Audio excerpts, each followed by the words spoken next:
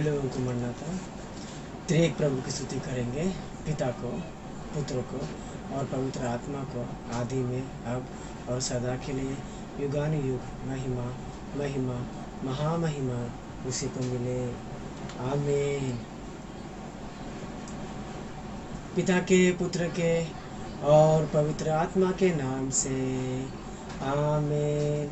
ये ईश्वर तुझे पिता के, पुत्र के और पवित्र आत्मा के साथ प्रत्यक्ष हुए, हम धन्यवाद करते हैं तेरी इस प्रतीक्षा के लिए, और हम जो धन्यवाद करते हैं कि तूने हमें इस समय दिया कि हम तेरा आराधना कर सके। इसके बावजूद कि तेरे सिद्ध सर स्वर्गदूत और सारे पवित्र परलोक में करते हैं, तू चाहता है कि हम भी तेरी स्तुति करें, इसलिए हम तेरी स्तुति करते हैं। तूने जो सृष्टि की रचना की है, तेरा नाम उन सभी के ऊंचाई पर है।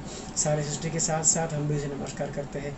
इस आराधना के पर मुझे महिमा मिले और यहाँ के हर एक विषय पर तेरी आशीष रहे, प्रभु के नाम से मांगता हूँ, आमीन। ये प्रिय जो प्रभु में हो, जब हम अति पवित्र परमेश्वर की उपस्थिति में आते हैं और पूर्ण रीति से इस आराधना पर सबसे पहले हमारी स्थिति जो पाप में है उसे कबूल करना हमारे लिए अच्छा है। अगर हम कहेंगे कि हमें कोई पाप नहीं है तो हमें कुछ अच्छा भी नहीं होगी। अगर हम हमारे पापों को कबूल करें, क्योंकि भरोसेमंद अधर्मी परमेश्वर है, वो अपने सारे पापों को क्षमा कर हमारे सारे अधर्मों से भी पवित्र बनाएगा। हम उसे झूठा ठहराएंगे अगर हम कहें कि हमें कोई पाप नहीं है, तो उसका वचन हमें नहीं होगा जो कहता है क्या ही धन्य है वो जिसका अपराध क्षमा किया गया और जिसका पाप ढांपा गया हो। क्या ही धन्य है वह मनुष्य जिसके अधर्म का यहोवा लेखा न ले और जिसके आत्मा में कपट न हो।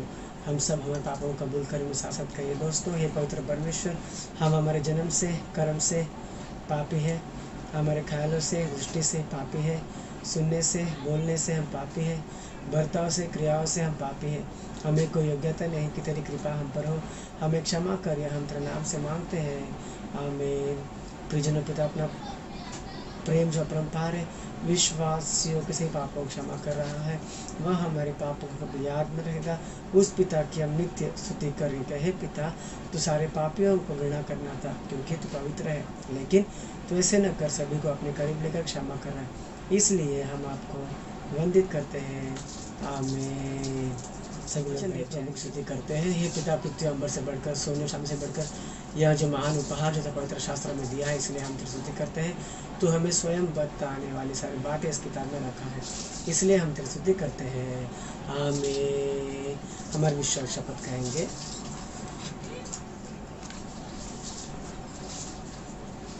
मैं यह मानता हूँ कि परमेश्वर का कोई आदि और अंत नहीं है, और मैं यह भी मानता हूँ कि वह प्रेम, न्याय, पवित्रता, शक्ति, ज्ञान, जीवन, स्वतंत्रता, सर्वव्यापी जैसे शुभ लक्षणों के जरिए महातेजों में कि न्याय नित्य प्रकाशित हो रहा है।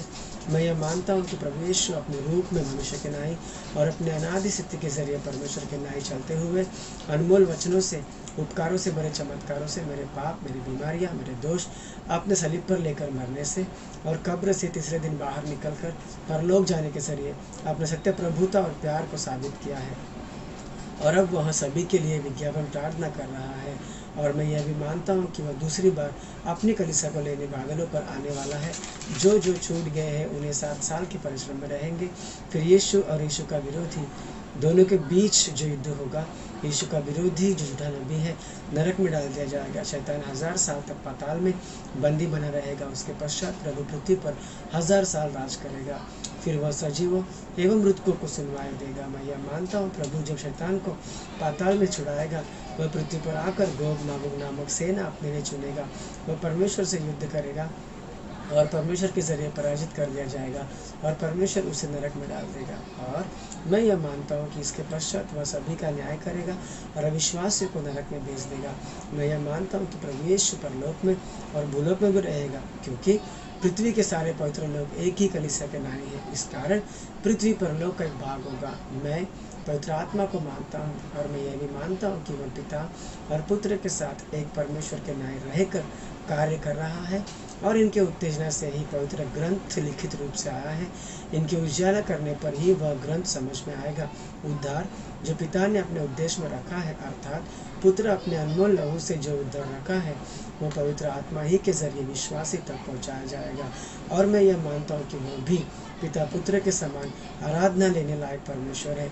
मैं यह मानता हूँ कि अनंत जीवन, पुनरुत्थान और पवित्र लोगों का सहवास है, आमीन। सभी लोग बैठ जाइएगा। पास्टर जी को मरना था, सभी कलीसिया वालों को मेरा मरना था। मेरी 2 गवाही है। सबसे पहली गवाही कि इस लॉकडाउन में बहुत सारे लोगों को नौकरी में से निकाल दिया जा रहा है। बहुत सारे लोगों को पगार नहीं मिल रहा है।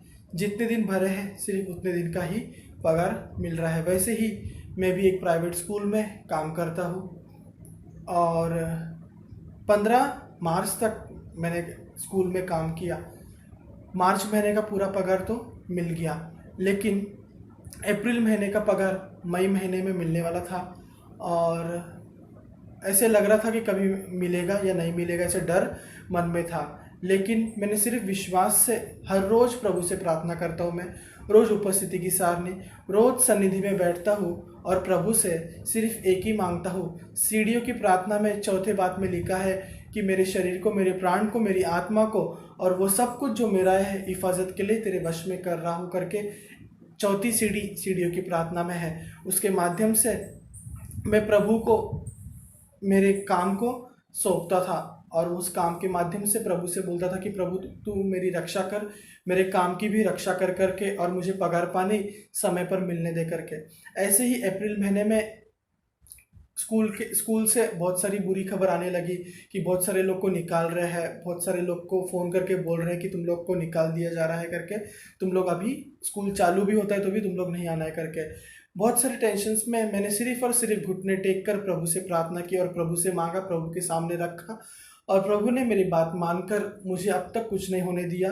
अप्रैल महीने में एक भी दिन काम नहीं किया, फिर भी पगार मई महीने में लेट हुआ, मतलब 6 तारीख को 5 तारीख को हुआ, 6 तारीख को हुआ। प्रभु की महान कृपा है कि टाइम, मतलब एक हिसाब से टाइम पे ही वो सैलरी मिला है, तो ये प्रभु से मांगने के बाद ही हुआ है। प्रभु का मेरे प्रति प्रेम और प्रभु से की हुई प्रार्थना के माध्यम से हुआ है। रोज़ मैं पाशा जी को बोलता था, पाशा जी प्रार्थना कीजिए, पाशा जी प्रार्थना कीजिए, मेरा पगार होना चाहिए करके। लेकिन सच में प्रभु ने पाशा जी की प्रार्थना और मेरी प्रार्थना सुनकर पगार में कुछ भी दिक्कत नहीं देते हुए मुझ तक पहुंचा, इसलिए प्रभु का बहुत बहुत धन्यवाद। वैसे ही और एक गवाही है कि इन गर्मियों के दिनों में अचानक से स्किन इन्फेक्शंस हो गया, मतलब ज़्यादा नहीं हुआ, थोड़ा सा ही मामूली हो गया। लेकिन मैं अभी बोला कि अभी लॉकडाउन में है, डॉक्टर के पास कैसे जाएंगे करके, सब अस्पताल बंद है। तो मेरे मन में एक ख्याल आया प्रार्थना करते करते कि पहले जो डॉक्टर ने पहले पर्ची दिया था उसमें से ही कई दवाई इस्तेमाल कर करके, तो प्रभु के दया से वो दवाई इस्तेमाल करने के बाद प्रभु ने 2 दिन में ही चंगा किया, इसलिए प्रभु को बहुत बहुत धन्यवाद। ये गवाही को प्रभु आशीष करे। प्रभु के नाम से मांगते हैं, आमीन। सभी को मरना था, पाशा जी को मरना था। मेरी गवाही है, मेरे को ना पूरा इधर से यहाँ पेट में बहुत दर्द हो गया था, रात को सांस नहीं आई थी मेरे को, 4-5 दिन हो गया। और मैं प्रभु का धन्यवाद से जो उन्होंने मेरे लिए प्रार्थना की और तेल पानी दिया, इसलिए मैं प्रभु का धन्यवाद करती हूँ। प्रभु ने आपने भी मेरे लिए प्रार्थना की और आपकी प्रार्थना से, सभी की प्रार्थना से प्रभु ने मेरे को चंगाई दी, इसलिए मैं प्रभु का धन्यवाद करती हूँ। मरना पास्टर जी, सभी को मरना पास्टर जी, सभी को मरना था, पूरे कृष्ण को मरना था, सभी को मरना था। मेरी गवाही है, रात को मुझे बहुत पेट दर्द हो गया था, जैसे कि उल्टी गिरने वाला है, और ऐसा बहुत साल पहले हुआ था। तो ऐसे बेड पे लेटे में फिर प्रार्थना किया, प्रभु मुझे माफ़ कर, मेरी गलती है तो मुझे माफ़ कर, क्षमा कर। फिर थोड़ी देर बाद फिर उठा, प्रार्थना किया थोड़ा, प्रभु ने मुझे चंगा किया, इसलिए प्रभु का बहुत बहुत धन्यवाद करता है। ऐसा फिर उसके बाद कुछ नहीं हुआ, सभी को मरना था, पास्टर को मरना था, सभी को मरना था पास्टर जी, सभी कलिसिया को मरना था। और मेरी गवाही है, मेरी बेटी की तबीयत बहुत ज़्यादा ख़राब था संडे के दिन, और मैंने संजय भाई से भी प्रार्थना कराया, और फिर मनीषा बहन बोली चर्च में जाके घुटनों पे आके प्रार्थना करने का। मैंने प्रार्थना किया तो मेरी बेटी को चंगाई मिली। प्रभु का धन्यवाद करते पास्टर जी, और सबको वरना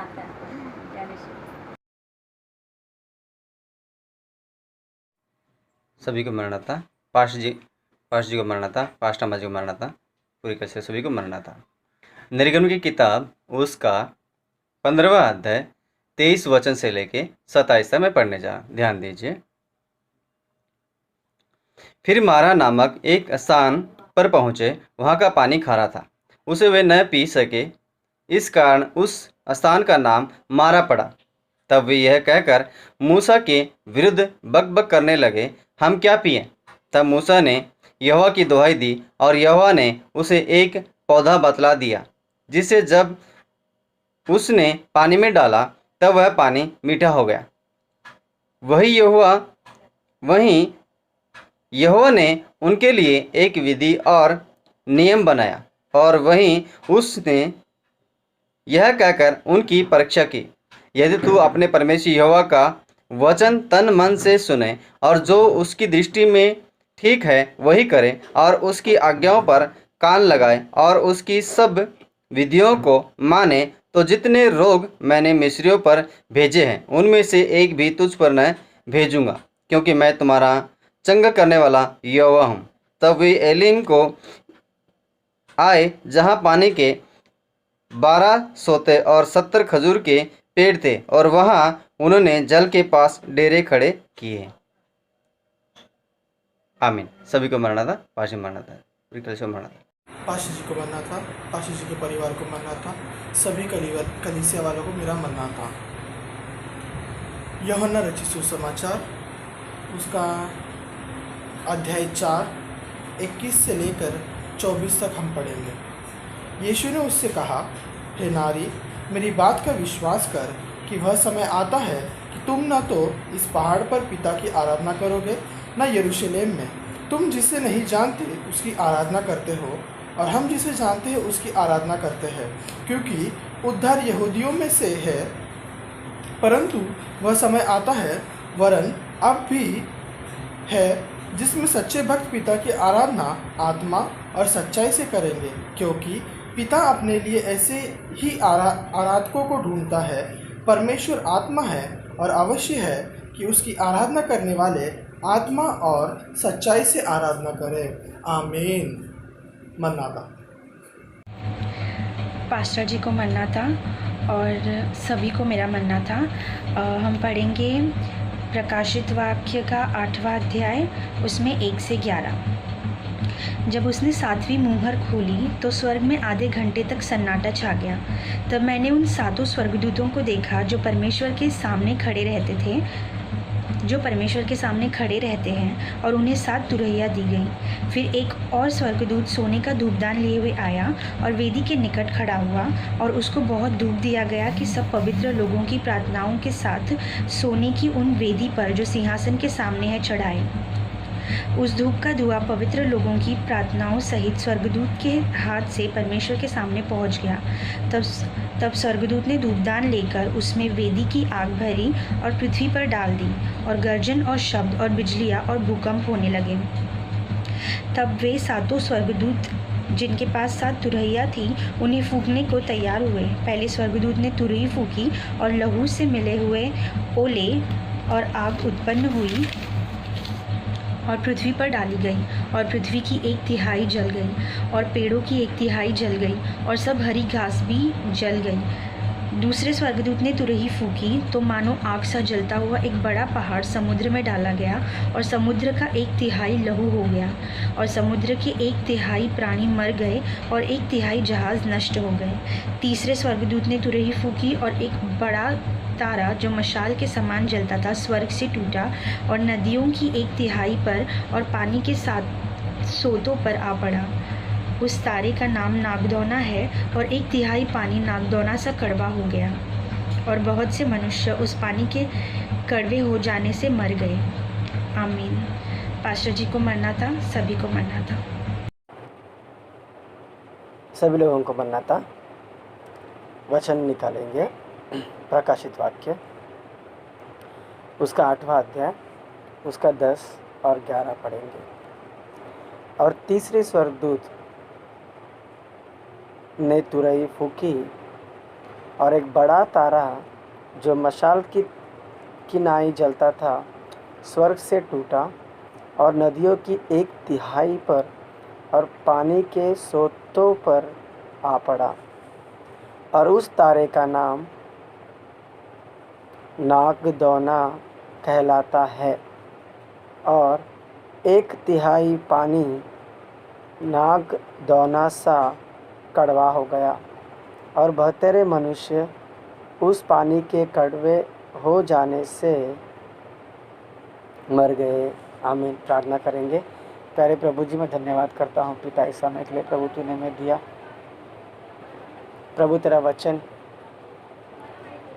के बोलने के काबिल मैं नहीं पिता परमेश्वर, तू ही प्रभु तेरी आत्मा मुझ में समा कर तेरे बच्चों से प्रभु जी, सुनने वाले सभियों को प्रभु जी, उनके दिलों को मनों को तैयार कर तेरी आत्मा से प्रभु तू बात कर। छोटी सी प्रार्थना प्रभु यीशु मसीह के महान नाम से मैं मांगता सुन कबूल कर। आमीन।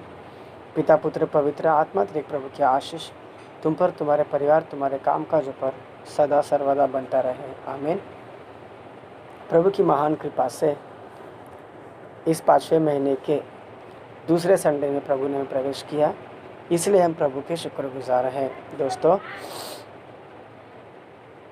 आज हम लोग प्रकाशित वाक्य का पाठ्य भाग में ध्यान करेंगे, क्योंकि प्रकाशित वाक्य जो है उसको जानना बहुत ज़रूरी है, क्योंकि ऐसी स्थिति में हम लोग हैं। इसके लिए एक दिन आप लोगों को मैंने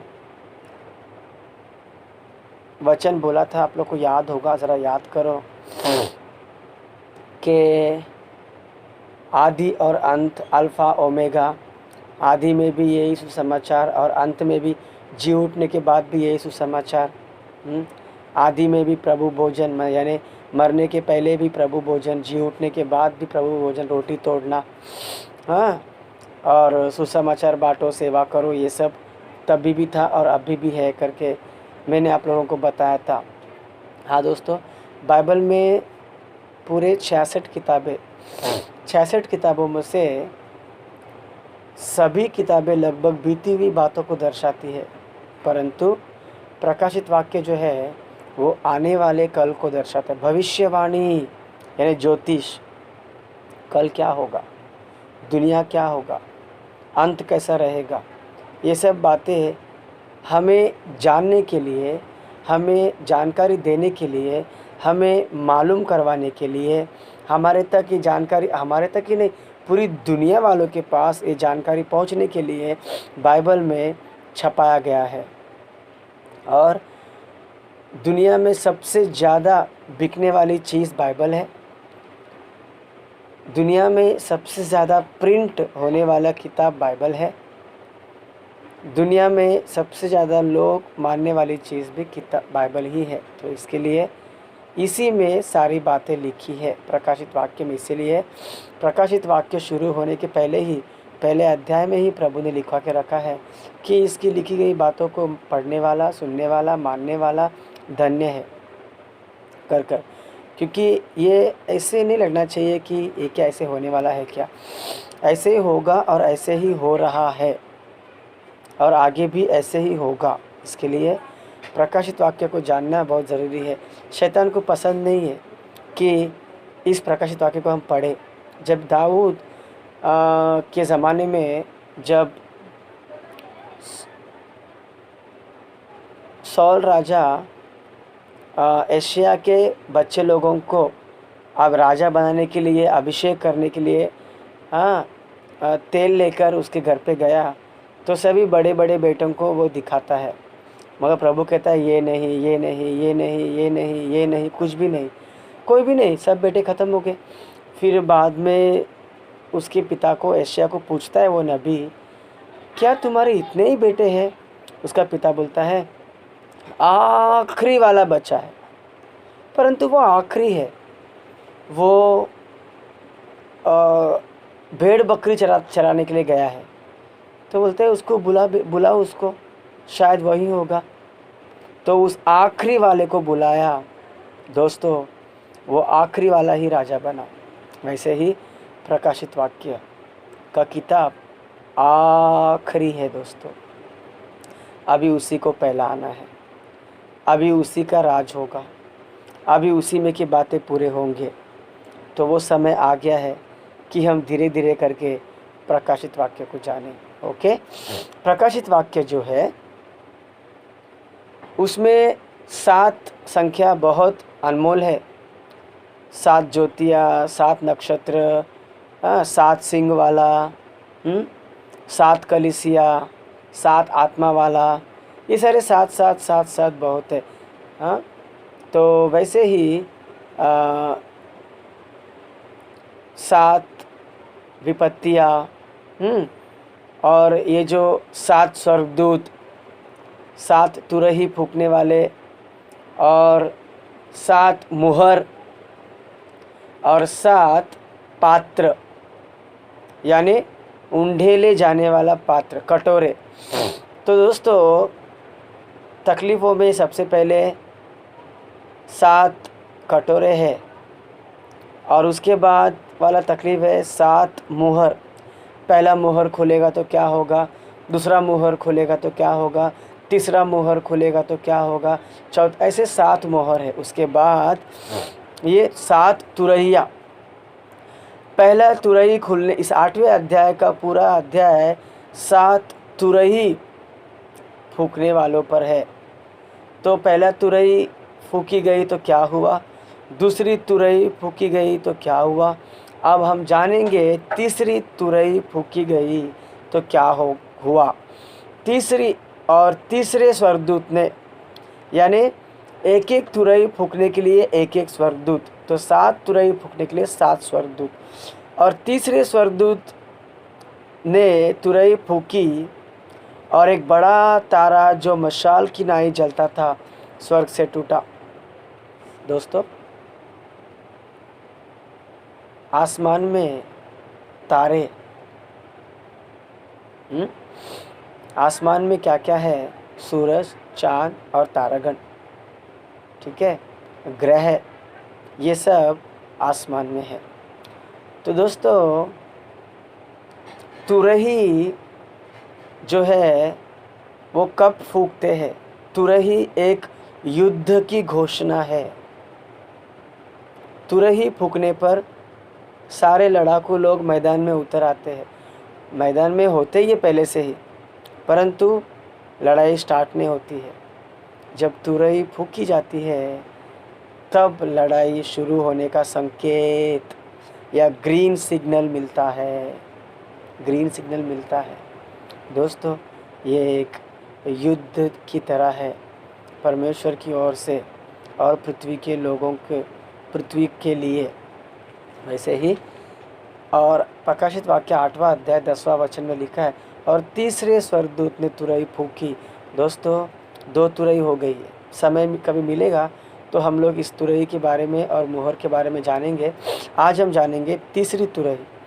इस तीसरी तुरही फूंकने पर ऐसा हुआ, एक बड़ा तारा जो मशाल की तरह जलता था, स्वर्ग से टूटा, स्वर्ग से टूटा, और नदियों पर, 1/3 नदियों पर और पानी के सोतों पर जा गिरा। तुरही फूंकने पर कोई तोड़ा नहीं तारे को। बहुत ध्यान दीजिएगा वचन पे। कोई तारे को आज्ञा नहीं दिया, ना प्रभु ने आज्ञा दी कि तू टूट जा, तू गिर जा। नहीं, ये तुरही फूंकने, इस तुरही की आवाज़ को इतना अधिकार प्रभु ने दे दिया पहले से कि जब तीसरा स्वर्गदूत तुरही फूंकेगा तो ये काम होंगे। जब तक वो तुरही नहीं फूंकेगा तब तक तारा अपने जगह पे होगा। जब तीसरी तुरही, तीसरे स्वर्गदूत ने फूंका, एक बड़ा तारा जो मशाल के नाई जलता था स्वर्ग से टूटा। इस तुरही को इतना सामर्थ्य है कि तारा टूट गया। दोस्तों, ये प्रभु के अधिकार तुरहियों को पहले से ही दे के रखा है। हम तुरही बजाएंगे, फूकेंगे तो नहीं गिरेगा। वो तीसरा स्वर्गदूत तीसरा तुरही फूंकना चाहिए, दूसरा स्वर्गदूत दूसरा तुरही फूंकना चाहिए, पहला स्वर्गदूत पहला तुरही फूंकना चाहिए। तो वैसे ये तीसरे तुरई फूकने पर एक बड़ा तारा जो मशाल के नाही जलता था वो स्वर्ग से टूटा और नदियों के 1/3 पानी पर जा गिरा और पानी के सोतों पर भी जा गिरा। नदी यानी पीने के पानी। समुंदर के पानी हम नहीं पीते, नदी का पानी पीते हैं, सोते का पानी पीते हैं। तो वो जो तारा टूटने का मकसद क्या है कि पृथ्वी पर के जो लोग हैं वो पानी के लिए तरसे, उनको पानी न मिले। तो दोस्तों उस तारे का नाम भी है, यहाँ पे लिखा है कि कौन सा तारा टूटा। अब्राहम को प्रभु कहता है बच्चे नहीं है तभी मिट्टी को तू गिन सकता है क्या? नहीं ना। तारे तो गिन सकता है क्या? नहीं ना। उतना तो मैं संतान दूंगा। अब्राहम के हर एक संतान को नाम है। वैसे ही आसमान के तारे कोई नहीं गिन सकता, परंतु उनके भी नाम है और वो नाम बाइबल में लिखा है दोस्तों। इसके लिए जितने भी शास्त्रज्ञ लोग हैं, जितने भी विज्ञानी लोग हैं या जितने भी खोजी है जो संसार में खोजते हैं चांद पर क्या है, सूरज पर क्या है, जितने भी लोग गए बाइबल पढ़ के गए हैं और वहाँ जो कुछ भी है बाइबल के अनुसार ही है दोस्तों। परंतु ये दुनिया को जान नहीं पड़ता, शैतान उनके आंखों को अंधा कर दिया। दोस्तों ये जो तारा टूटा वो नदी पे जा गिरा ताकि लोगों को पानी न मिले। आपको एक बात बता दूं मैं कि इंसान को खाना नहीं तो भी चलेगा, मगर इंसान को पानी अवश्य चाहिए। पानी के बिना इंसान जी नहीं सकता दोस्तों। इसीलिए इंसानों की ज़िंदगी पानी के बिना तारा टूटकर नदियों पर गिरने से और 1/3 भाग पर गिरने से और पानी के सोतों पर गिरने से, ऐसा लिखा है, बहुत से लोग मर गए। सीधा लिखा है 11 वचन में, बहुतेरे मर गए क्योंकि वो पानी पी नहीं सके। क्योंकि वो पानी कैसा हो गया बोलता है, 11 वचन पढ़ेंगे, और उस तारे का नाम नागदौना कहलाता है। इस बात पे गौर करेंगे। मैं हमेशा बोलता था कि बाइबल बहुत ही स्पष्ट है। अब यहाँ पर लिखा है और उस तारे का नाम नागदौना कहलाता है। यहाँ पर ये लिखा नहीं है कि उस तारे का नाम नागदौना कहलाता था या कहलाएगा। क्या लिखा है यहाँ पर? हूबहू, और उस तारे का नाम नागदौना कहलाता है। यानी अभी भी उस तारे का नाम वही है। और जब प्रकाशित वाक्य का ये वचन पूरा होगा दुनिया पर, तब भी उस तारे का नाम वही रहेगा, नागदौना। तारे का नाम लिखा है दोस्तों। कितना कन्फर्म है, कितना निश्चय है वो तारे का गिर जाना, क्योंकि बाइबल में लिखा है दोस्तों, गिरेगा, गिर गया कर कर लिखा है दोस्तों, आ गिरा। तो वैसे ही और 1/3 पानी नागदौना सा कड़वा हो गया। इस तारे का नाम नागदौना है। नागदौना का मतलब है कड़वाहट, कड़वा। इसलिए लिखा है बाइबल में 11 वचन में, और 1/3 पानी नागदौना सा कड़वा हो गया। यानी वो तारे का नाम नागदौना है और वो पानी में गिरा, इसलिए वो पानी कहते हैं नागदौना सा कड़वा हो गया। यानी जवाब भी वहीं पर है, नागदौना यानी कड़वा। दोस्तों अभी हमने वचन पढ़ा था पुत्र के भाग में से, निर्गमन का पुत्र के भाग में से नहीं, पिता के भाग में से हमने पुराने नियम के भाग में पढ़ा था। उस पुराने नियम के भागों में निर्गमन का हमने वचन पढ़ा दोस्तों, 4 अध्याय, उसका 21 से लेकर 24 तक।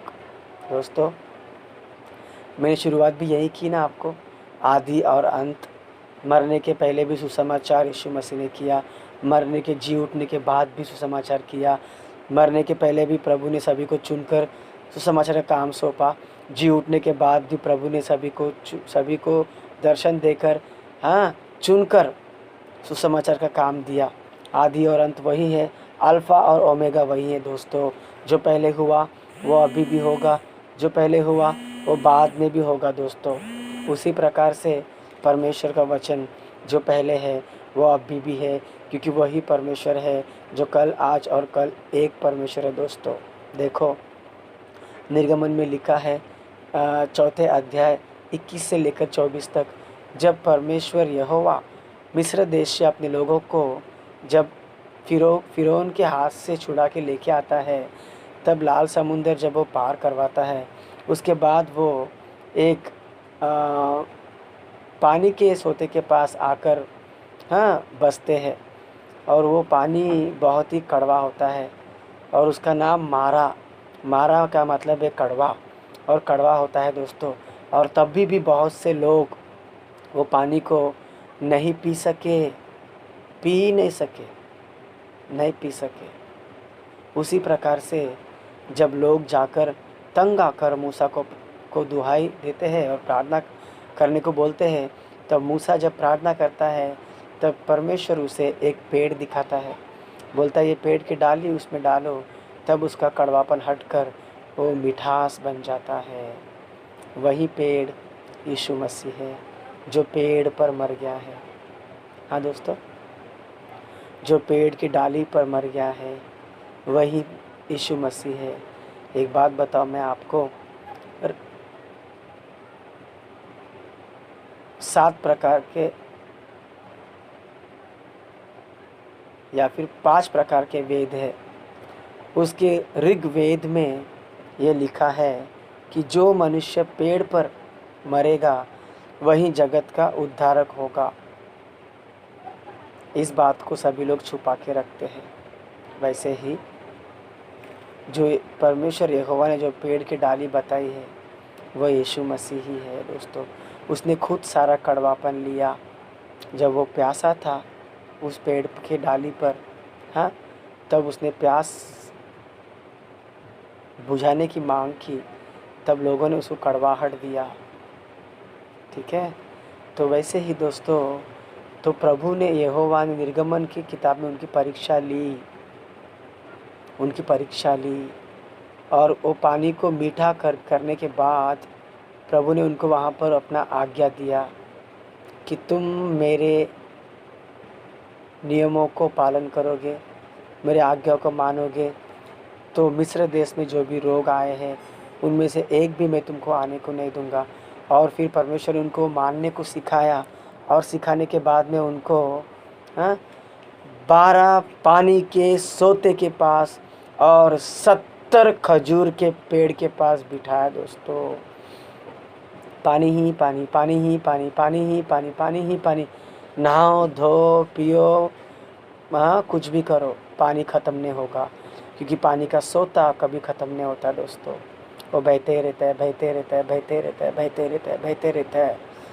तो 70 खजूर के पेड़, खजूर सेहत के लिए अच्छा है, उसमें बहुत सारी अच्छी बात है दोस्तों। तो अच्छे अच्छे फल प्रभु ने उनको दिया और वहाँ उनको बिठाया। क्या देने के बाद? उसकी आज्ञा देने के बाद, उसको मानो करके बोलने के बाद। दोस्तों, इस अंतिम दिनों में जो भी उसकी आज्ञा नहीं मानेगा, जो भी उसका वचन का पालन नहीं करेगा, क्योंकि प्रभु ने, नूह का ज़माना तो टल गया, अभी मत्ती में लिखा है कि प्रभु का आगमन भी नूह के ज़माने की तरह होगा। वही ज़माना, वही आदि फिर से दोहराया जाएगा दुनिया में।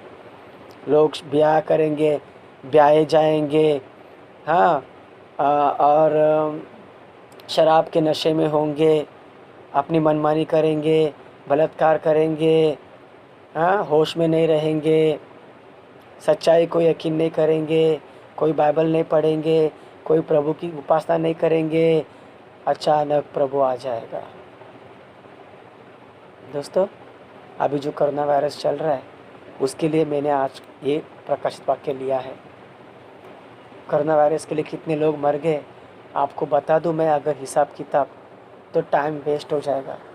मुझसे भी अच्छा आप लोगों को पता है पूरी दुनिया भर में कितने लाख लोग मर गए हैं। दुनिया भर में, पूरे संसार में, क्योंकि प्रकाशित वाक्य भारत देश के लिए नहीं, अमेरिका के लिए नहीं, हरियाणा के लिए नहीं, फ्रांस के लिए नहीं, पूरी संसार के बारे में लिखा है दोस्तों। तो आप अंदाज़ा लगाओ पूरे जगत में, पूरे संसार में कितने लाख लोग मर गए हैं। क्यों? इस कड़वे हवा के कारण। दवाई नहीं, उसके कारण। दवाई प्रभु नहीं चाहेगा, दवाई कहाँ से आएगी? जब मूसा के वक्त में पानी कड़वा था, प्रभु ने चाहा तभी ही कड़वाहट गया। जब तक प्रभु ने नहीं चाहा तब तक कड़वाहट नहीं गया। प्रभु का गंभीर रूप को जानो, प्रभु क्या चाहता है वो जानो, प्रभु क्या अपने को मानने के लिए सिखाया है और क्या मानने की अपेक्षा करता है अपने से वो जानो, और उसके जैसा चलो दोस्तों, वरना हमारी ज़िंदगी से ये कड़वाहट नहीं जाएगा। शुक्र करो वो कड़वा हवा, कोरोना वायरस का हवा आज तक हमारे घर पे नहीं आया, आज तक हमारे दहलीज पर नहीं आया, आज तक हमारे जहन में नहीं गया, आज तक हमारे शरीर में नहीं गया, आज तक हमारे हाथों में नहीं गया, नहीं लगा, आज तक हमारे सांसों में नहीं गया, आज तक हमारे क्या बोलते हैं ना, लंग्स को, छाती में नहीं गया।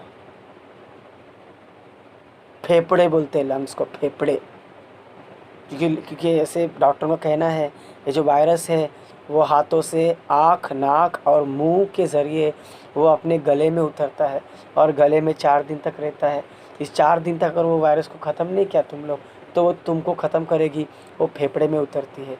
अगर वो एक वायरस होगा तो फेफड़े में उतरने के बाद वो अपने आप 4 बन जाता है, फिर वो 10 बन जाता है, फिर वो 15 बन जाता है, फिर वो 20 बन जाता है, फिर श्वास लेने की फेफड़ों में से हर एक नली के अंदर वो जाके बैठ जाता है, फिर श्वास नहीं आता है और वो आदमी या औरत या बच्चा मर जाता है। कोई इलाज नहीं उसके लिए। प्रभु चाहेगा तभी इलाज होगा इस कड़वापन का, और तब तक हमें प्रभु की आज्ञा माननी है। ये एक नमूना है, ये एक ट्रेलर है संसार को दिखाने का। सारा सरकार बंद हो गया, हाँ, सत्ता में है वो भी कुछ नहीं कर पा रहे, मंत्री कुछ नहीं कर पा रहे, संसद में के लोग कुछ नहीं कर पा रहे, हाँ, पढ़े लिखे डॉक्टर लोग कुछ नहीं कर पा रहे हैं। जो संशोधन करते हैं लैब में बैठ के, जांच पड़ताल करके दवाई, नया दवाई बनाते हैं, वो लोग कुछ नहीं कर पा रहे हैं। सभी चीज़ जाया, नौकरी बंद हो गई है। ये इसकी वजह से फटका कहाँ पड़ा देखो। लोकल ट्रेन बंद है, सारे ट्रेन बंद है, रोड का आना जाना बंद है, गाड़ियाँ बंद है। शुक्र करो ज़्यादा फैला नहीं, वरना जैसे लोकल ट्रेन बंद किया ना, वह अगर ये और फैलेगा ना तो पेट्रोल पंप बंद हो जाएगा। सिर्फ गिने चुने लोग को ही देंगे पेट्रोल भी, आई कार्ड दिखाने के बाद। यानी कोई मंत्री है, कोई डॉक्टर है, उनको जाने का है, उनको पेट्रोल दो, उनके अलावा कोई बाहर दिखेगा नहीं।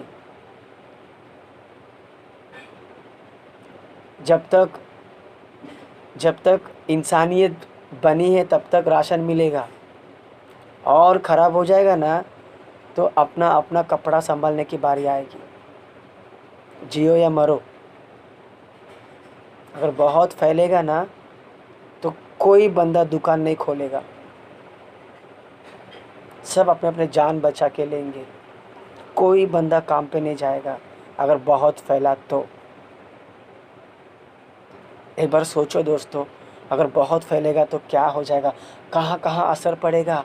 पैसे नहीं मिलेंगे, पगार नहीं मिलेंगे, पगार की वजह से खाना नहीं मिलेगा, वैसे ही मर जाएंगे हम लोग। लूट मार, चोरी डकैती, हाँ, फिर पुलिस भी नहीं आएगा।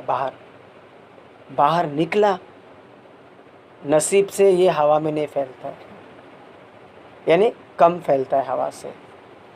तो ये जो तारा टूटा है तीसरी फुरई फूकने पर वो नदी में गिरे, पीने के पानी पे गिरा।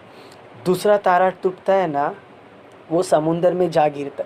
दूसरी तुरई फूकते हैं ना जब भी, तो आसमान से जो भी गिरता है ना वो समुंदर में गिरा है। उसके ऊपर के वचन में लिखा है, आप पढ़ लो प्लीज़, क्योंकि मेरे हाथ में बाइबल नहीं है इसके लिए।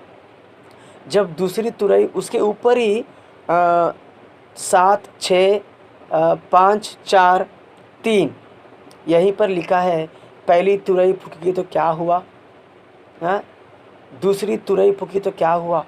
जब दूसरी तुरई शायद से फूकी गई थी तभी समुंदर पे जा गिरा। हाँ एक एक करके नष्ट हो रहा है दोस्तों, संसार एक एक करके नष्ट हो रहा है। आप लोग को बता दो क्लियरली मैं,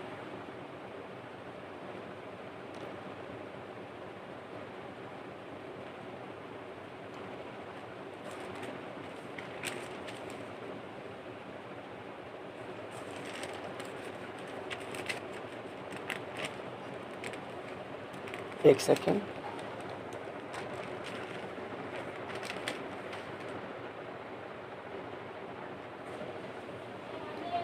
जब पहली तुरई फूकी जाती है तब लहू से मिला हुआ आग जैसा आकर पृथ्वी पर गिरा और पृथ्वी का 1/3 जल गया, पेड़ों का 1/3 भी जल गया, हरा घास भी जल गया दोस्तों। दूसरा तुरई तभी फूकी गई तभी आग से जलता हुआ बड़ा पहाड़ जैसा एक समुंदर में गिरा। उसके वजह से समुंदर में का 1/3 भाग लहू लहू हो गया। हाँ समुंदर के प्राणी जंतु सभी लोग मर गए। और लिखा है कि जहाज का 1/3 भाग नाश हो गया, जहाज का 1/3 भाग भी नाश हो गया। दोस्तों सबसे पहले तुरई फूकी जाने पर पृथ्वी नाश हो गया, घास ना हरा घास पूरा निकल गया, यानी उपज खत्म,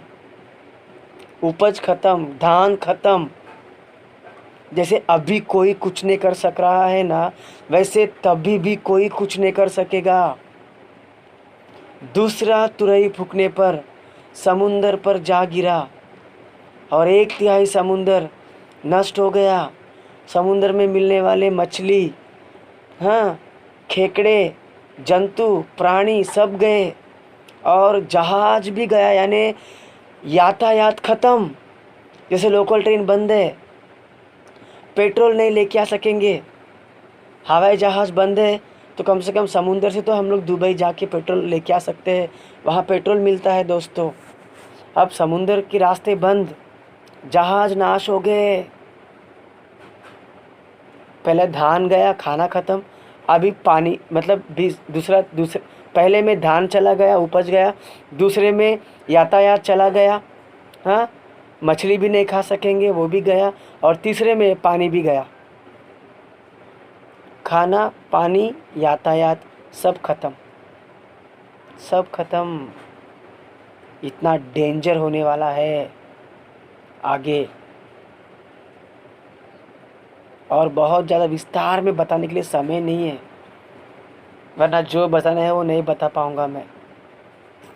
अगर प्रभु ने हिम्मत दी और प्रभु ने बढ़ावा दिया, प्रभु की मर्ज़ी है, तो प्रकाशित वाक्य का ना एक एक अध्याय का वीडियो बना के हम लोग ध्यान करेंगे, एक एक अध्याय। लेकिन ये मज़ा तभी आएगा जब कोई सुनने वाले होंगे। हाँ आप लोगों को तो वीडियो बना के भेजो बोलता हूँ तो जान पे आता है, कोई सुनते नहीं, कोई समझते नहीं, कोई सुन के अनसुना कर देता है, कोई समझ के ना समझ कर देता है, कोई झूठ बोल देता है, तो कोई सच में मोबाइल नहीं रहता है उनके पास। ऐसी परिस्थितियों में कैसे ध्यान, मेरा बहुत मन करता है कि प्रकाशित वाक्य के एक एक अध्याय पर ध्यान करेंगे लाइन से, क्योंकि हम बाइबल मिशन वाले श्रेष्ठ गीत, प्रकाशित वाक्य, ये 2 ज़्यादा बोलते हैं। प्रकाशित वाक्य पे एक एक अध्याय, और श्रेष्ठ गीत पे तो एक एक वचन का 1 घंटा होता है, एक एक वचन का 1 घंटा होता है। मेरी बहुत बहुत आशा होती थी कि और होती भी है कि अपने हिंदी कलीसिया वाले लोगों को जो अमृत है वो पिलाएंगे, स्वर्ग से उतरा हुआ अमृत, स्वर्ग से आया हुआ वचन, स्वर्ग से आया हुआ प्रेम, पिता का प्रेम जो श्रेष्ठ गीत में है वो जताऊं, बताऊं, लेकिन नहीं हो सका। वैसे प्रकाशित वाक्य का ये जो डेंजर सिचुएशन है जो आज हुआ है, आज हो रहा है कोरोना वायरस के ज़रिए दोस्तों, आप लोगों तक पहुंचाऊं, लेकिन शायद ही कोई इंटरेस्टेड है सुनने को और जानने के लिए। दोस्तों, शैतान को पसंद ही नहीं है कि प्रकाशित वाक्य को ध्यान करें। मैं ना एक 2008, 9, 10 में, ये 3 साल में गोरेगांव में एक पास्टर है जो बाइबल मिशन का नहीं है, ठीक है, अलग जगह का पास्टर है। तो वहाँ पे उनके बच्चे लोगों ने मुझे बोला, यानी उसके चर्च वाले, पास्टर के बच्चे नहीं, वो चर्च वाले लोगों ने मेरे को बोला था कि भाई हम लोगों का जवानों की सभा लो ना, हमारे यहाँ कोई भी नहीं जवानों का सभा, मेरे तुम्हारे पास्टर आज्ञा देगा तो मैं लूँगा। तो मैंने ना एक जवानों का सभा वहाँ पे लेना शुरू किया, और वहाँ पर उन बच्चे लोगों ने 1 साल के बाद में मुझे रिक्वेस्ट किया, विनती की कि भाई हम लोग प्रकाशित वाक्य को सीखना है। तो मैंने उनको उधर ही बता दिया, प्रकाशित वाक्य शैतान को पसंद नहीं है, और ये आधा होने के पहले ही ये यूथ मीटिंग बंद करा देगा। तो बोलते हैं ऐसे कैसे बंद हो जाएगा, हम लोग किसी भी हाल में आएंगे, जवानों के साथ हम लोग हफ्ते में एक बार आएंगे, हम लोग, आप आओ और हम लोग को प्रकाशित वाक्य लो, हम लोग बहुत ढिठाई से खड़े रहेंगे, और हम लोग कुछ भी हो आएंगे, कभी बंद नहीं होगा, हम लोग आएंगे। हमने बोला आपकी मर्ज़ी। तो शुरू किया, पहला अध्याय, दूसरा अध्याय, तीसरा अध्याय, चौथा अध्याय, 5वां अध्याय, 6वां अध्याय। 6वां अध्याय को पहुंच गया ना, 6 शैतान को पसंद नहीं, यानी 6 शैतान का संख्या है। 6वां अध्याय पहुंच गया, शैतान ने काम करना चालू किया। उसमें से जो सबसे पहला मैं ढिठाई से रहूँगी करके एकदम सबसे होशियार एक बहन थी, उसी को शैतान ने छीन लिया। यहोवा विटनेस में गई, यहोवा साक्षी में गई, और हम लोग को ही गलत बोल दी, जवानों का सभा बंद हो गया, वो चर्चा आना बंद हो गए, प्रकाशित वाक्य भी वहाँ बोलना बंद हो गया। तो ऐसा है प्रकाशित वाक्य, क्योंकि प्रकाशित वाक्य में उसका शैतान का अंत लिखा है। बापू जी ने लिखा है ना, शैतान है सर सभी कार्यों में परिश्रम से भरा, मौत है तुझको, इंसानों को पीड़ा दे, जब जब लिखित रूप के सारे शिक्षा इस पर गिरेंगे तब तक तेरी भी दुर्गति वही होगी जो फरात नदी के पास के भूतों का हुआ। क्या किसी को भी ये सवाल आया कि फरात नदी किधर है? बाइबल में कहाँ है फरात की नदी? बड़ बड़ बड़ बड़ बड़ ऐसे बोलते जाते सब लोग। हाँ, बहुत लोग को देखा मैंने, बहुत लोग को देखा मैंने, मेरे सामने जोर से बोल देते हैं, अरे फिर उनके बीच में मुझे मुंह खोलना पड़ता है धीरे से, कविता की तरह। शैतान है सर, जो बोल रहे हो क्लियरली बोलो। वो शैतान को भी सुनने को आना मांगता है क्लियरली, ताकि उसको गुस्सा आए। समझो कि आपकी कमज़ोरी मुझे मालूम पड़ गया, हाँ, कि तुम लंगड़े हो। मैं बोलूँगा उसको बार बार, तू लंगड़ा है, जा, तुझे कोई हिम्मत नहीं है, तुझे कोई ताकत नहीं है। अगर मैं ऐसे बोलूँ उसको गुस्सा आएगा क्या? नहीं आएगा गुस्सा। क्यों? क्योंकि उसको समझ में नहीं आ रहे तुम क्या बोल रहे हो, नहीं समझ में आएगा उसको गुस्सा कभी आएगा? हाँ, तुझे पता है तू कौन है? तू लंगड़ा है और तू कुछ नहीं कर सकता, तू चल भी नहीं सकता। तू हमको धमकी दे रहा है, तुझे हम धमकी देते हैं। हमें 2 पैर है, 2 हाथ है, हम दौड़ सकते हैं, हम तुझसे दूर जा भी सकते हैं, और तेरे पास दौड़ के आके तुझको मार भी सकते हैं, क्योंकि तू लंगड़ा है। तू खुद नहीं चल सकता है, तू लाचार है, तू ऐसा है, तू वैसा है, उसको ऐसे बोलेंगे ना, उसको गुस्सा आ जाएगा या उसको शर्म आ जाएगा, वो जीते जी मर जाएगा। शैतान से क्या, उसको क्या गुस्सा आएगा? मुझे बहुत हंसी आती है और अच्छा भी नहीं लगता है जब लोग ऐसे बोलते हैं। तो शैतान है सब, सभी कार्यों में परिश्रम से भरा, मौत है तुझको, इंसानों को पीड़ा दे, जब जब लिखित रूप के सारे शिक्षाएं तुझ पर गिरेंगे तब तब तेरी भी दुर्गति वही होगी जो फरात नदी के पास के भूतों का हुआ। सब जाने दो, समय नहीं है, मैं यहाँ पर अटका हूँ। फरात नदी, तेरी भी दुर्गति, शैतान की भी दुर्गति वही होगी जो फरात नदी के पास के भूतों का हुआ। यहाँ तक आए। अब मुझे एक बात बोलो, फरात नदी के पास शैतान का क्या हो गया, वो जानना नहीं है।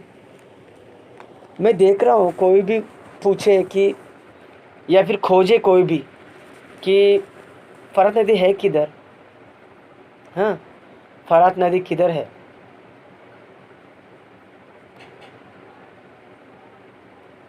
एक सवाल तुम लोगों को, फरात नदी किधर है? हाँ किसी को पता है तो ग्रुप में ही भेज दो ताकि सब लोग सुने।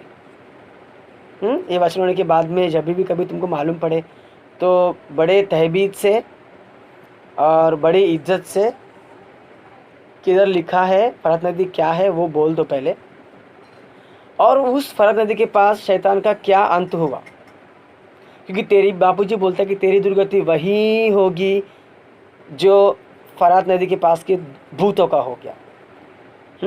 ठीक है, जाने दो, वो बात की बात है। ओके, तो शैतान को ना ये अंत है प्रकाशित वाक्य का, तो इसके लिए उसको पसंद नहीं है, इसके लिए वो बिखरा देता है। ओके, तो दोस्तों ऐसा आगे को होने वाला है।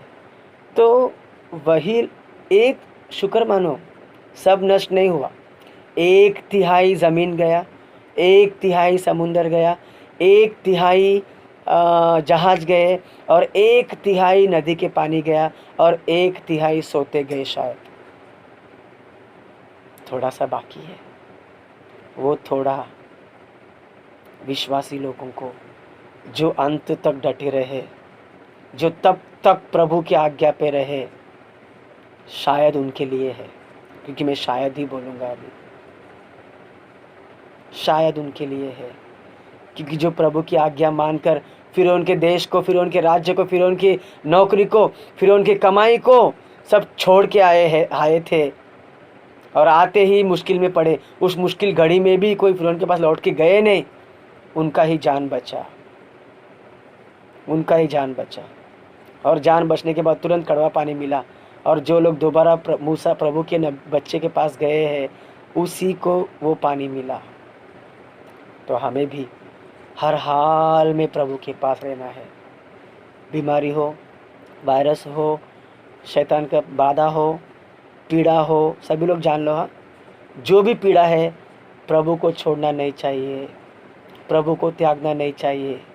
ऐसे लोगों के लिए 1/3 के बाद जो बचा हुआ है उसमें का मिलेगा शायद, बाकी लोगों को नहीं मिलेगा दोस्तों।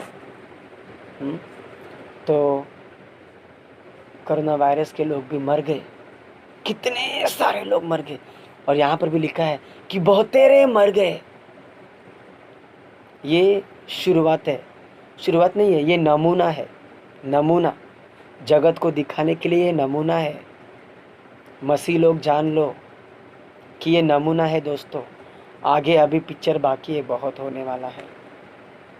इसीलिए प्रभु के प्रकोप से, प्रभु के कहर से बचो, प्रभु को गुस्सा मत दिलाओ, प्रभु से प्यार करो, प्रभु की आज्ञा मानो, प्रभु की बाट जो, सादगी में रहो, ज़्यादा फुदकने का नहीं, ज़्यादा उड़ने का नहीं, ज़्यादा घमंड नहीं करने का।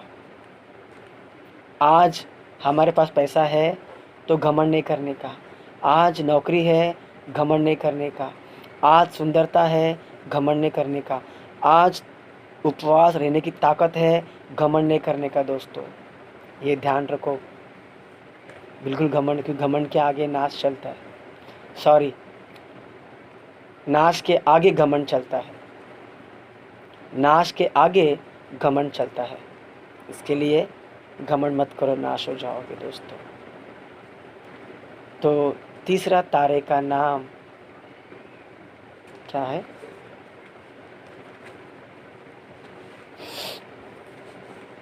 नागदौना। नागदौना तारा है। इस नागदौना सा हो गया, पानी भी कड़वा हो गया दोस्तों। हम हमारे में से कड़वाहट को निकालेंगे। तुम्हारे कबीले के सभी लोग, सभी इस्राएली लोग एक रोटी खाना चाहिए। वो रोटी कैसी होनी चाहिए बोलता है प्रभु? अखमीरी।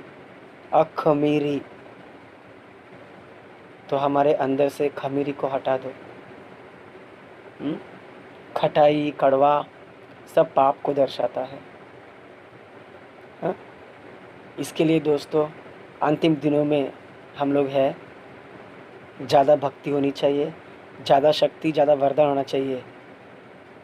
वरदान से भरना चाहिए हम लोग इस समय में। आगे का क्या है, कल क्या होगा, या आज ही मालूम पड़ना चाहिए। मेरा दिल करता है कि ना प्रभु अपने को इतना वरदान देना चाहिए ना कि बाजू में से कोई गुजर गया ना आदमी, तो अपने को मालूम पड़ना चाहिए उसको छूने का नहीं, उसमें वायरस है। यस, मुझे ऐसे लगता है कि वो वरदान पा लेना चाहिए करके। उसका दिया हुआ पैसा मत लो, उसमें वायरस है। इसके लिए प्रभु कहता है फलवंत बनो, फलवंत बनो, फलवंत बनो, फलवंत बनो, फलवंत बनो। ऐसा सभी में भूख होनी चाहिए वरदान पाने का। अपनी भूख बढ़ाओ, अपनी प्यास बढ़ाओ और वरदान पालो। और इस अंतिम दिनों के लिए दोस्तों वरदान से भर के तैयार रहो प्रभु का अनुग्रह के लिए, वरना हम भी उस अंजीर के पेड़ के समान सूख जाएंगे, बिखर जाएंगे। तो दोस्तों कोरोना वायरस एक शुरुआत है, शुरुआत नहीं, एक नमूना है। नमूना ये भारत देश में तो बहुत कम है, बहुत ज़्यादा बढ़ा हुआ देशों में देखो क्या हाल हो गया उनका। तो सभी लोग प्रार्थना की इस वायरस के लिए, टलने के लिए, कि प्रभु हम अच्छे से रहेंगे, प्रभु हम हमारे दायरे में रहेंगे, प्रभु हम तेरी उपासना करेंगे, प्रभु हमें माफ़ कर दे, प्रभु हम भटक गए थे, प्रभु करके प्रार्थना करके सब बुराई छोड़ छाड़ कर अच्छे से प्रभु में चलो। ऐसी स्थिति सदा प्रभु तुम्हें देता रहे। आमीन। प्यारे प्रभु, जो वचन बोया है पिता, हमारे सुनने में 100 गुना फलवंत कर और तू तेरे तरफ घुमा के लिए। यीशु के नाम से मैं मांगता हूँ, कबूल कर। आमीन। दोस्तों हर संडे की तरह हम लोग अभी भी दान लेकर, जो भी दान आप लोगों ने रखा है वो दान आपके दान पेटी, दान थैली में डालो। मैं आपको दोबारा बताता हूँ, आपके घर में रखी गई दान को गिनना नहीं चाहिए। ऐसे गिनने से आप प्रभु के दान की पेटी को गिना ऐसा होता है। ऐसी चीज़ यहूदा इस्करियोत करता था, वो हमें नहीं करना चाहिए। ठीक है। और ऐसे बोल रहा हूँ करके कोई बुरा भी मत मानो, क्योंकि मैं जो दिखती बातें वही बोलता हूँ। ठीक है। और उसमें अगर कुछ किसी ने निकाल भी लिया होगा तो दोबारा उसमें मिलाओ। अगर मिलाने की हिम्मत नहीं है तो निकालने की भी हिम्मत मत रखो। और आशीष पालो सभी लोग को मरना था। आदि प्रार्थना करेंगे। हे हमारे पिता क्या था कि हम आपको दे, जो कुछ भी आपने दिया है उसी में से निकाल कर दान के लिए गया है। इसे अपने जीवन से कबूल कर। आमीन।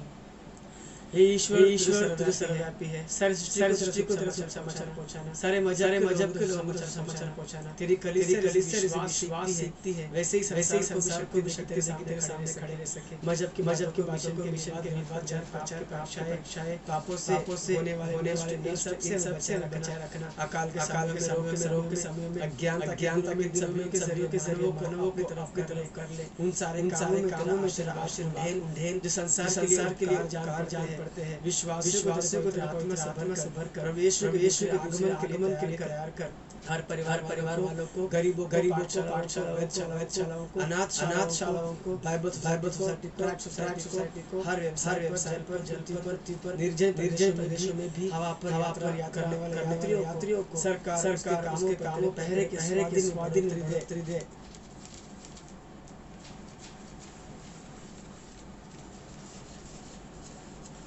ज्योतियों पर, पशुओं में यानी तेरी सारी सृष्टि अपनी करुणा दृष्टि प्रकाशित किए रख। परमेश्वर ने उस वस्तु को आशीष नहीं दी का गुनाह उस पर आने न दे। अन्याय चोरी निराश दुर्मरण भूकंप युद्ध कायक आने वाले अपाय जैसे सारे से प्रजा को छुड़ौती दे। मशीनों में पृथ्वी के नीचे सुरंगों में जल के निचले हिस्सों में काम करने वालों को बचा। जहरीले कीड़े मकोड़ों से, खुखार जानवरों से, दुर्जनों से हमें बता।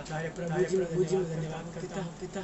अब तक प्रभु ने हमें सारी विपत्तियों से संभाल के रखा। परमेश्वर मैं धन्यवाद करता हूँ प्रभु जी इस महामारी जो फैली है दुनिया में। तू प्रभु जैसे लोगों को मिस्र में संभाल कर रखा था, तू जैसे लोगों को प्यारे मसीहा अपने पंखों तले संभाल के रखेगा।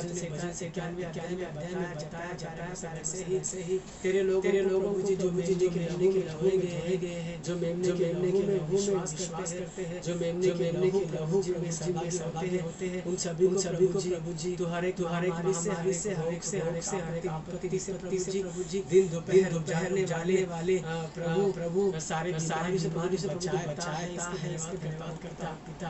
प्रभु सृष्टि भी तेरा है मसीहा। इस भारत देश से परमेश्वर तू सारे के हमारी प्रभु बाहर कर मसीहा। हम सभी लोग तुझे प्रार्थना करते हैं परमेश्वर कि सारे देश से प्रभु जी महामारी प्रभु जी और सभी को चाहे मसीहा कि प्रभु एक भी नष्ट होना जो पसंद नहीं। तो प्रभु हर एक आत्मा को देने वाला परमेश्वर है। सभी को तेरा भय सिखा। तेरा लहू में जो ताकत है बता जाता मसीहा। और जो भी तेरे शरण आए प्रभु से बचा मसीहा। और प्रभु जी मैं प्रार्थना करता सारे जगत के लिए भी प्रभु जी तो सभी का उद्धार को सारे हमारे को निकाल बाहर करने से मसीहा। कलीसिया में प्रभु जो हमारे उन सभी को वापस कर वैसे प्रभु जी चकाकर प्रार्थना खास कर मसीहा।